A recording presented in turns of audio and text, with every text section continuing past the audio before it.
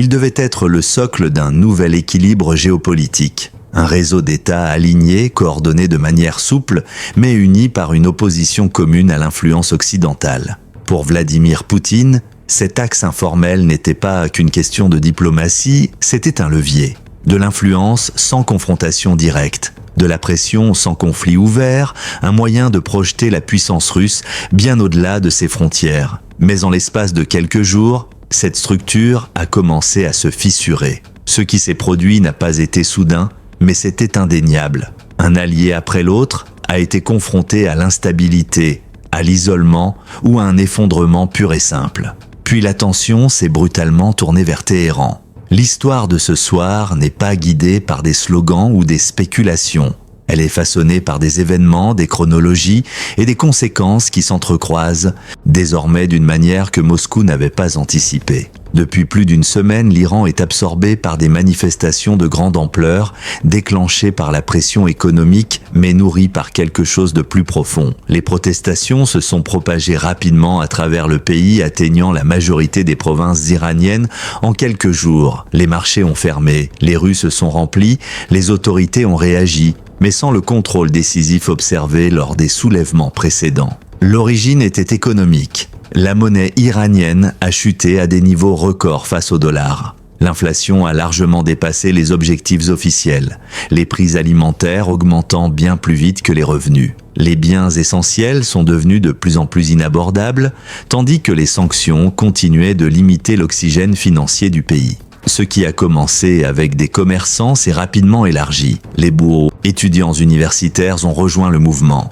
puis les professions intermédiaires. Le mouvement s'est étendu, non pas par coordination, mais parce que les conditions se sont alignées. Les slogans entendus lors des manifestations ne laissaient aucune ambiguïté. La frustration n'était pas abstraite, elle visait directement le système de gouvernance lui-même. Ce moment est crucial parce que l'Iran a déjà connu des périodes de troubles, et y a survécu. Des protestations ont suivi la révolution de 1979. Des mouvements étudiants ont émergé à la fin des années 1990. Des manifestations de masse sont revenues en 2009, puis au début des années 2010, et plus récemment lors des protestations liées à Mahsa Amini en 2022. À chaque fois, l'État a conservé suffisamment de cohésion pour réprimer, absorber ou dépasser la contestation. Cette fois, la situation semble différente. Les observateurs notent que la vague actuelle s'est déroulée avec moins d'arrestations massives immédiates, moins de répression décisive et une hésitation plus visible.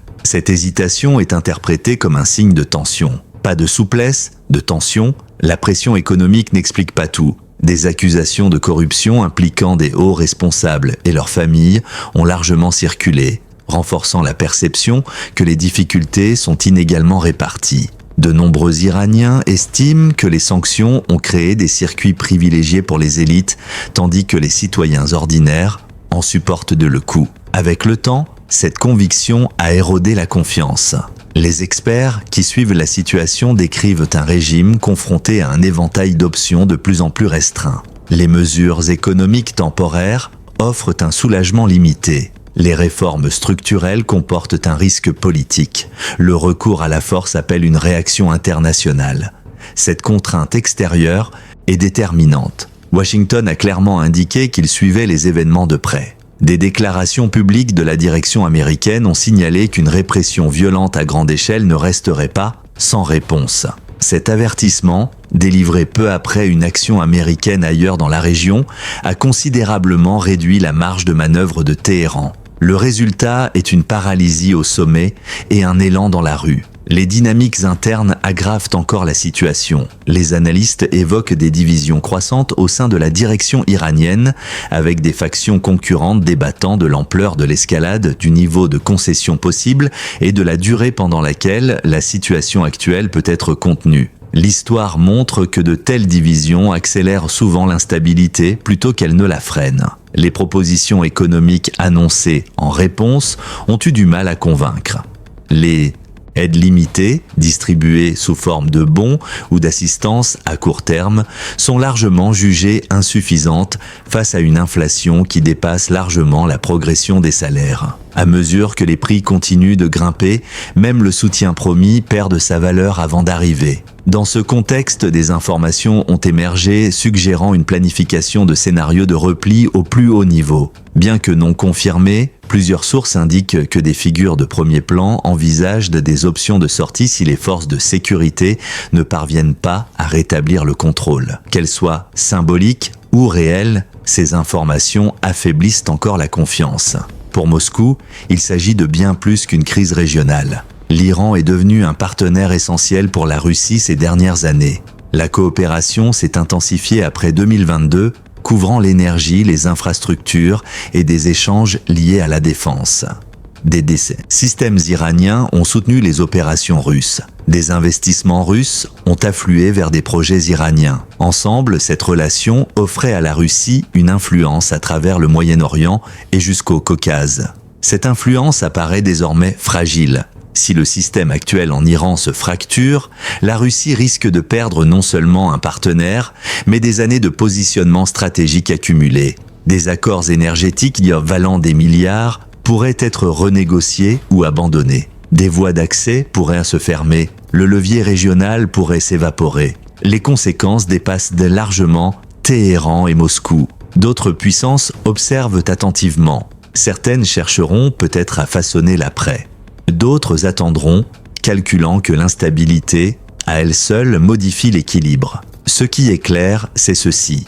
Les alliances fondées sur la pression plutôt que sur la stabilité sont vulnérables lorsque la tension interne atteint un point critique. Cela ne garantit pas un effondrement immédiat. Les régimes peuvent durer plus longtemps que prévu. Les protestations peuvent s'essouffler. Le contrôle peut se réaffirmer. Mais l'élan compte, et à l'heure actuelle, l'élan ne joue pas en faveur de Téhéran. Pour Poutine, le calendrier est particulièrement dommageable. L'influence perdue dans une région accroît la pression ailleurs. La profondeur stratégique se réduit. Les options se resserrent. Ce qui était présenté comme une sphère de partenaires en expansion apparaît désormais de plus en plus fragile. La situation reste fluide. Les affrontements se poursuivent dans les rues.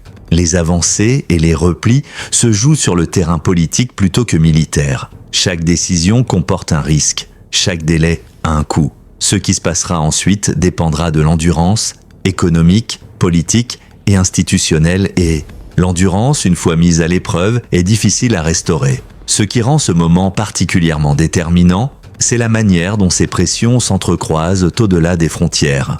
L'instabilité reste rarement confinée. Lorsqu'un État clé commence à vaciller, les régions voisines le ressentent à travers les marchés, les calculs sécuritaires et les alliances mouvantes. Pour la Russie, chaque signe de faiblesse interne en Iran résonne à l'extérieur, forçant des réévaluations non seulement à Moscou, mais aussi dans des capitales qui considéraient ce partenariat comme durable. La planification stratégique repose sur la prévisibilité.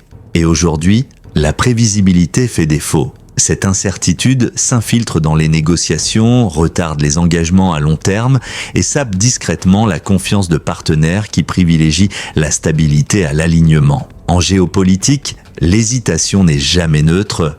Elle redessine les décisions, ralentit la coordination et crée des ouvertures que d'autres sont prêts à exploiter. Restez concentrés, restez informés. Likez cette vidéo, abonnez-vous à la chaîne et activez les notifications. Car ces événements évoluent rapidement, et ce qui vient ensuite façonnera bien plus qu'un seul pays.